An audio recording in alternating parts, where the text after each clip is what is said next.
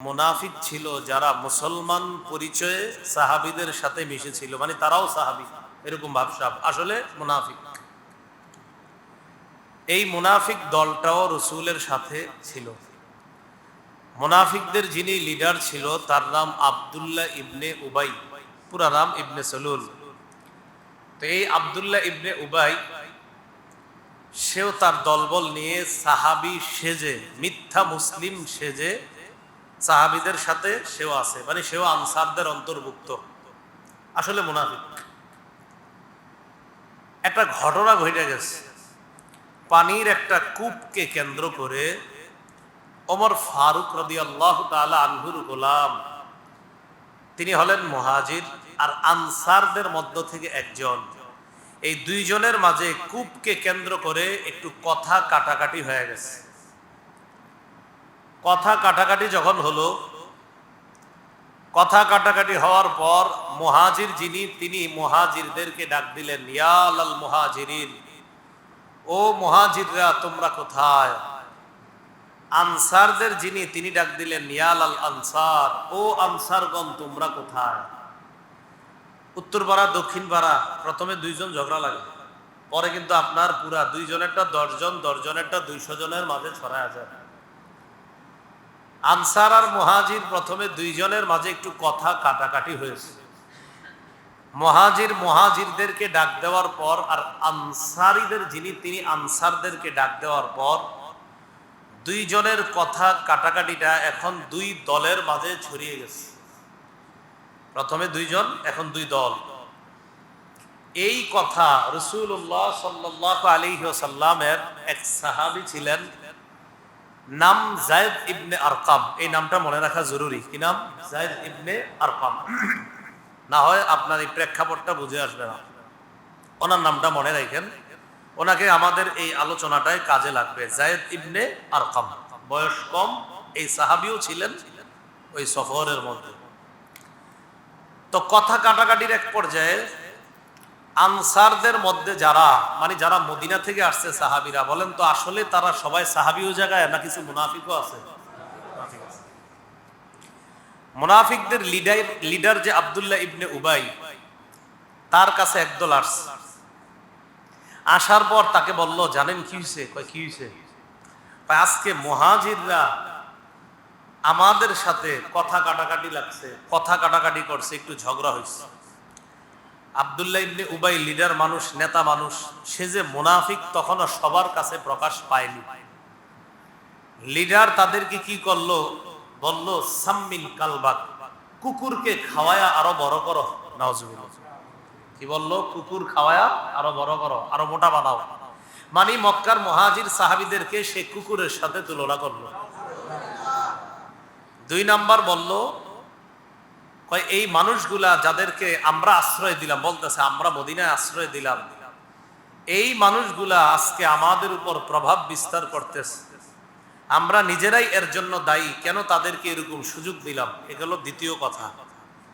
3 নম্বর কথা বলল, এক কাজ করবা, এরা যখন এই সফর থেকে মদিনায় যাবে, যাওয়ার পর আগে যেমন সাহায্য সহযোগিতা তোমরা করতা, এই সাহায্য সহযোগিতা আর করবা না।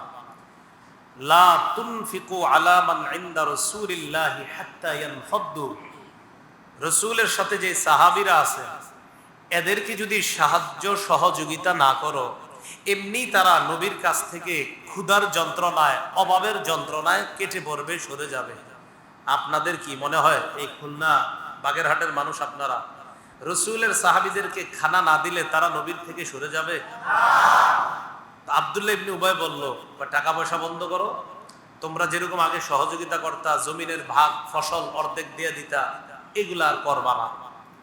4 নাম্বার, লা ইখরিজান্নাল আ'যু মিনহাল আযাল, মদিনায় যাওয়ার পর আমরা হলাম সম্মানিত ব্যক্তি, সম্ভ্রান্ত ব্যক্তি, ইজ্জতওয়ালা মানুষ, আর এই মুহাজির যারা তারা হলো নিচু স্তরের মানুষ। মদিনায় যাওয়ার পর আমরা সম্মানিত ব্যক্তিরা এই অসম্মানিত ব্যক্তিদেরকে মদিনা থেকে বের করে দিব। তার আরেকটা উদ্দেশ্য আছে এখানে। কি তার আরেকটা উদ্দেশ্য? সে মুখ দিয়ে বলে না, যে আমি হলাম সবচেয়ে সম্মানিত আর মুহাম্মদ সাল্লাল্লাহু আলাইহি সাল্লাম সে হলো সবচেয়ে অসম্মানিত। মদিনায় গিয়ে আমি তারে বের করে দিব, এটা ডাইরেক্ট কইতে পারে না, বাকি বুঝাই দিতেছে যে লিডারদের মধ্যে আমি সবচেয়ে সম্মানিত আর তোমরা আমার পরে সবচেয়ে সম্মানিত।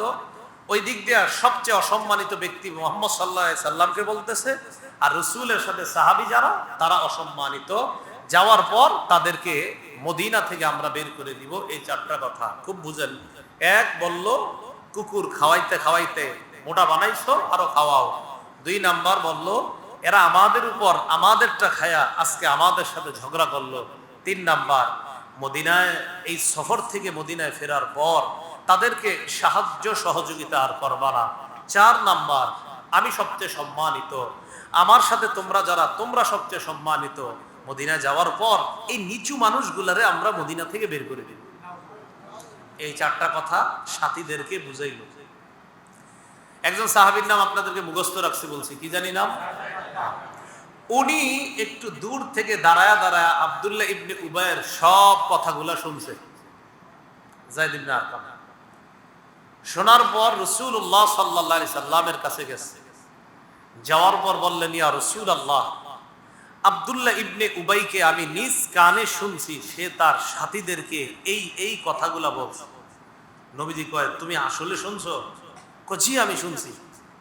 তো আব্দুল্লাহ ইবনে উবাই এমনি আপনার একটু মোটামুটি বয়স্ক, লিডার টাইপের এলাকার মধ্যে, আর রাসূল মদিনা যাওয়ার আগে এমনিও সে লিডার ছিল এবং তার নিয়ত ছিল যে মদিনায় তার চেয়ে বড় লিডার আর কেউ হতে পারবে না। কিন্তু নবীজি আসার পর তার এই চিন্তা চেতনা সব বালির সাথে মিশে গেছে। তো এই কথা বলার পর রাসূল সাল্লাল্লাহু আলাইহি সাল্লাম বলতেছে, আসলে শুনছো? যায়েদ ইবনে আরকাম বয়স একটু কম, তো ছোট মানুষ, বয়স কম, বলতেছে তুমি আসলে শুনছো? হুজুর সত্যি আমি শুনছি। ফারসালা রাসূলুল্লাহ সাল্লাল্লাহু আলাইহি ওয়াসাল্লাম ইলা উবাই, নবীজি আব্দুল্লাহ ইবনে উবাইকে ডাকলো। আব্দুল্লাহ ইবনে উবাইকে ডাকার পর প্রশ্ন করলো, তুমি কি এই কথা বলছো? আব্দুল্লাহ ইবনে উবাই নগদ মুখের উপরে আল্লাহর কসম খায়া বলতেছে, এই জাতীয় কথা আমি বলতেই পারি না। একদম 180 ডিগ্রি পল্টি। এটা নিয়ে বলতেছে না আমি এগুলা বলিনি। তো মুরব্বী সাহাবী আরো যারা আছে তারা যায়েদ ইবনে আরকামকে বলতেছে, তুমি আসলে শুনছো? সত্যি আমি শুনছি। কার না, তুমি মনে ভুলভাল শুনছো। কারণ মুরব্বী, তারা চিন্তা করছে আব্দুল্লাহ ইবনে উবাই সেও একটা মুরব্বী মানুষ, মানে মুরব্বী সাহাবী, তখনও সাহাবীদের চোখে তখনও তো সাহাবী, মুনাফিক প্রকাশ পায় নাই। তো বলতেছে সে এগুলা বলতে পারে না। তো যায়েদ ইবনে আরকাম বলেন, ফাকাযযাবানি রাসূলুল্লাহ সাল্লাল্লাহু আলাইহি ওয়াসাল্লাম ওয়া সাদ্দাকা, রাসূলুল্লাহ সাল্লাল্লাহু আলাইহি সাল্লাম আমার কথাটাকেই অসত্য মনে করলেন আর আব্দুল্লাহ ইবনে উবাইয়ের কথাটাকে সত্য মনে করলেন। আমার বয়স কম, আবার অন্যান্য মুরব্বী সাহাবীরাও তার পক্ষে বলছে, সেই দিকে বিবেচনা করে নবী আমার কথাটাকে মনে করলেন মনে হয় সত্য না, আর মনে করছে আমি ছোট মানুষ, কি শুনছি না শুনছি, আর আব্দুল্লাহ ইবনে উবাইয়ের কথাটাকে মনে করছে সত্য। আব্দুল্লাহ ইবনে উবাই দেখতে শুনতে ছিল অনেক লম্বা, ইয়া তাগরা, আর কথা বলতে পারতো খুব চমৎকার। তো তার এই চমৎকার উপস্থাপনা শুইনা রাসূলুল্লাহ সাল্লাল্লাহু আলাইহি সাল্লাম মনে করলেন, মনে হয় এগুলা বলে নাই, আর ছোট মানুষ মনে হয় ঠিক মতো শোনে নাই। কাহিনী শেষ হয়ে গেল। যায়েদ ইবনে আরকাম বাসায় আসছে। সহিহ বুখারী কিতাবুত তাফসীরে সূরা মুনাফিকুনের এই ব্যাখ্যার মধ্যে ইমাম বুখারী রাহমাতুল্লাহি আলাইহি একাধিক হাদিস আনছেন। যায়েদ ইবনে আরকাম বাড়িতে গেছে, যাওয়ার পর মনটা খারাপ। যায়েদ ইবনে আরকাম রাদিয়াল্লাহু তাআলা আনহুর চাচা যায়েদ ইবনে আরকামকে বললেন, ভাতিজা মনটা খারাপ। জি চাচা, মন খারাপ কেন? মা আরাদতা ইল্লা আন কাযযাবাকা রাসূলুল্লাহ সাল্লাল্লাহু আলাইহি ওয়াসাল্লাম ওয়া মাকাতাক, আল্লাহ রাসূল সাল্লাল্লাহু আলাইহি সাল্লাম তোমার কথাকে অসত্য মনে করেছে আর আব্দুল্লাহ ইবনে উবাইয়ের কথাকে সত্য মনে করেছে। তুমি অনেক সাহাবীদের সামনে অপমানিত হয়েছো, এজন্য মন খারাপ। তো যায়েদ ইবনে আরকাম রাদিয়াল্লাহু তাআলা আনহু জবাব দিলেন, জি এই কারণে আমার মনটা খারাপ। এই ঘটনা যখন চলতেছে, যায়েদ ইবনে আরকামের মন খারাপ, বাড়িতে বসে রয়েছে। আল্লাহ পাক রব্বুল আলামিন ফেরেশতা জিবরিল আলাইহিস সালাতু ওয়াস সালামকে পাঠিয়ে দিলেন, যাও আমার হাবিবকে গিয়ে জানিয়ে দাও তার বয়সে কম যে সাহাব, এই ছোট বয়সী সাহাবী যায়েদ যা বলছে সব সত্য কথা বলছে, আর আব্দুল্লাহ ইবনে উবাই মিথ্যা কথা বলছে। আমি আল্লাহ তার সাহাবী যায়েদ ইবনে আরকামকে সত্যায়ন করে দিলাম। সূরা মুনাফিকুন আল্লাহ নাযিল করলেন। সূরা মুনাফিকুনের মধ্যে আল্লাহ পাক রব্বুল আলামিন কি বলে দেখেন, ইযা জাআকাল মুনাফিকুনা ক্বালু নাশহাদু ইন্নাকা লারাসূলুল্লাহ। মুনাফিকরা যখন আপনার কাছে আসে তখন বলে আমরা সাক্ষ্য দিচ্ছি নিশ্চয়ই আপনি আল্লাহর রাসূল। আল্লাহ বলেন ওয়াল্লাহু ইয়ালামু ইন্নাকা লারাসূলু, আমি আল্লাহ জানি আপনি আমার রাসূল। আপনি যে আল্লাহর রাসূল মানে আমার রাসূল যে আপনি, আমি আল্লাহ জানি। মুনাফিকদের সাক্ষী দেওয়া দরকার নাই। মুনাফিকরা আপনার কাছে আসে আর সাক্ষী দিয়ে বলে যে আপনি আল্লাহর রাসূল, আপনি যে আমার রাসূল এটা আমি জানি। ওয়াল্লাহু ইয়াশহাদু ইন্নাল মুনাফিকিনা লাকাযিবুন, আমি আল্লাহ সাক্ষ্য দিচ্ছি মুনাফিকরা মিথ্যাবাদী, মুনাফিকরা মিথ্যাবাদী, আমি সাক্ষ্য দিচ্ছি। আর আপনার সাহাবী যে যায়েদ ইবনে আরকাম ছোট মানুষ যে বলছে সে সত্যবাদী, আর এই মুনাফিক যারা এরা মিথ্যাবাদী। আপনাদের এই যে এতক্ষণ কথাগুলো বললাম, কথা বলার উদ্দেশ্য আছে আমার একটা। আমি যে সূরা মুনাফিকুনের এইটা শোনাইছি আর মনে রাখলেন, আর কালকে আরেকজনকে শোনাইলেন, মুখে মজা লাগলো, এই কারণে বলি নেই, একটা কারণে বলছি। এই জায়গায় আইসা যে বিষয়টা জানলাম, আল্লাহ সাক্ষ্য দিচ্ছে মুনাফিকরা মিথ্যাবাদী। বলেন কি বাদী?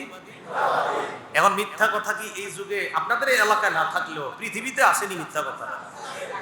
আচ্ছা, তাহলে মিথ্যা কথা বলাটা কোরআনে আল্লাহ সাক্ষ্য দিচ্ছে যে মিথ্যা বলে মূলত কারা? মুনাফিকরা। তাহলে এই মুনাফিকরা মিথ্যা বলে, তাহলে এই মিথ্যা বলাটা এটা মুসলমানদের স্বভাব হতে পারে না। এটা কাদের স্বভাব? মুনাফিক।